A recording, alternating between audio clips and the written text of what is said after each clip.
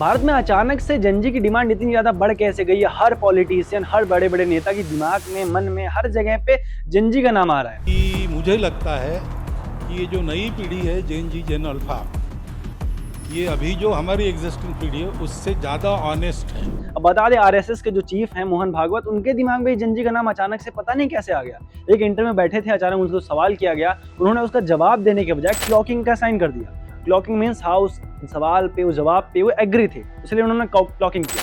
अब सोचने वाली बात यह है कि अचानक से भारत में जनजी को लेके, युवा को लेके इतनी ज़्यादा क्रेज़ कैसे बढ़ गई। सारे नेता जो कभी युवाओं के बारे में बोलते नहीं थे, युवाओं का भविष्य का उनको ख्याल नहीं था, सब जनजी के पीछे भाग रहे हैं। वहीं प्रियंका गांधी ने मोहन भागवत पर ऐसी टिप्पणी कर दी है जिसके बाद अब राजनीति में अचानक से माहौल गर्मा गया है। मोहन भागवत को कुछ कहना, प्रियंका गांधी को ऐसा लगता है कि बीजेपी की तरफ निशाना साध रही है। चलिए समझते हैं पूरी वीडियो में क्या था मोहन भागवत का क्लॉकिंग वाला निशान और इसमें प्रियंका गांधी को प्रॉब्लम कहां से आ गई।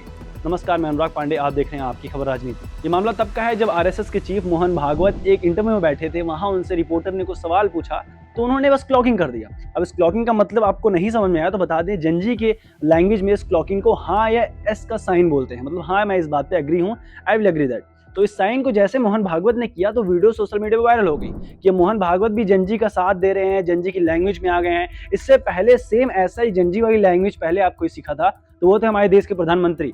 उन्होंने पहले वीडियोस में भाइयों बहनों कहते नजर आते थे, पर अब जो वो इंस्टाग्राम पे रील्स अपलोड कर रहे हैं तो सबसे पहले जो शब्द कह रहे हैं वो है फ्रेंड्स, जो जनजी में काफी कॉमन है। जब जनजी एक दूसरे से मिलता है, मुलाकात करता है, हाथ मिलाता है तो उसे फ्रेंड्स से डिनोट करते हैं। अब यहाँ मोदी भी उस चीज को फ्रेंड्स ले रहे हैं तो लग रहा है यहाँ जनजी की तरफ सब आकर्षित हो रहे हैं। वहीं राहुल गांधी ने भी अपने इंटरव्यूज में, अपने वीडियोस में कई बार जनजी का नाम लिया है, युवाओं का नाम लिया है। और सबसे ज्यादा बार अगर किसी को जनजी की याद आती है तो वो है अरविंद केजरीवाल, जो दिल्ली के पूर्व सीएम रह चुके हैं। वो तो जनजी के नाम पे पूरी वीडियोस अपलोड करते हैं, पूरी फाइलें बना देते हैं। मतलब अब जनजी की जो डिमांड है भारत में वो कई गुना बढ़ गई है। अब तो अगर कोई ये भी कहता है कि हम किसी राज्य का, किसी डिस्ट्रिक्ट का अगर बजट भी ला रहे हैं तो उसमें जनजी के ऊपर ज़्यादा ध्यान दिया जाता है, उनके एजुकेशन के ऊपर, उनके टेक्नोलॉजी के ऊपर, उनके हेल्थ सेक्टर को लेके, उनके स्कॉलरशिप को लेके सबसे ज़्यादा ध्यान इस चीज़ पर दिया जा रहा है। अब आखिर ये मामला, ये माहौल ऐसा खड़ा क्यों हुआ? तो बता दें, जनजी का जो प्रोटेस्ट हुआ था जंतर मंतर में, जो छात्रों के लिए, उस प्रोटेस्ट के बाद जनजी की जो दिमाग में मांग है लोगों की, जनजी के बारे में जो सोच है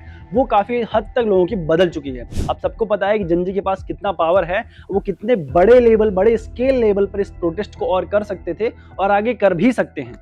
अब इसमें प्रियंका गांधी का रोल कहां से आता है वो बता देता हूं। प्रियंका गांधी ने जैसे ही उनसे इंटरव्यूअर्स ने ये पूछा, क्वेश्चन किया रिपोर्टर ने कि मोहन भागवत के जनजी वाले गेस्चर पे आप क्या कहना चाहेंगी, तो उन्होंने कहा कि अब आप जनजियों के दिमाग में जो बगावत है, जो गलत चीजें, आप भर नहीं सकते। प्रियंका गांधी ने आगे कहा कि जनजी को कभी मोहन भागवत की जरूरत है ही नहीं, मतलब उनकी जरूरत जनजी को नहीं है। तो आप जनजी के लिए इतनी ज्यादा सहानुभूति ना दिखाइए। जनजी आपसे काफी नाराज है, उन्हें पता है कि आप उनके लिए कभी काम नहीं आएंगे भी नहीं। तो हम छात्रों की आवाज उठा रहे हैं, हमें पूरा भरोसा है कि युवा हमारे साथ है। सबसे बड़ा सवाल इसमें और खड़ा होता है, जनजी अब किसके साथ जाएगा? मोहन भागवत जो जेस्चर दिखा के जनजी को अपनी तरफ आकर्षण करना चाहते हैं, प्रियंका गांधी, राहुल गांधी जो वीडियोस बना के जनजी का नाम, युवाओं का नाम ले रही हैं, वो अपनी तरफ जनजी को आकर्षण कराना चाहते हैं। पर अब सबसे ही अच्छी बात यही होगी, अगर सारे नेता युवाओं पर ध्यान देंगे तो भारत का भविष्य सुधर जाएगा।